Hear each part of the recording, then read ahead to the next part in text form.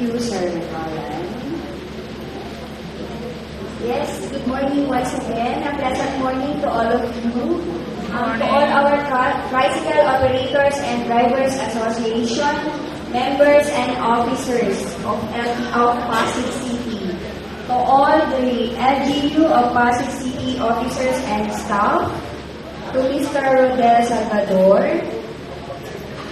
who is unfortunately, wala po siya dito. Tumawag siya yesterday sa akin. Meron po conflict sa kanyang work assignment today. So, kaya wala po si Sir Rodel Salvador, your hardworking OIC for Toro of Pasig City. To our distinguished guests who are here present with us, I believe nandito po mamaya o nandiyan na po siguro si Councilor Martil Volta de los Santos, Majority Floor Leader Chairman of Committee on Transportation and Mobility. And thank you, Officer Pao of PDEA for sharing with us his knowledge and expertise regarding our subject matter.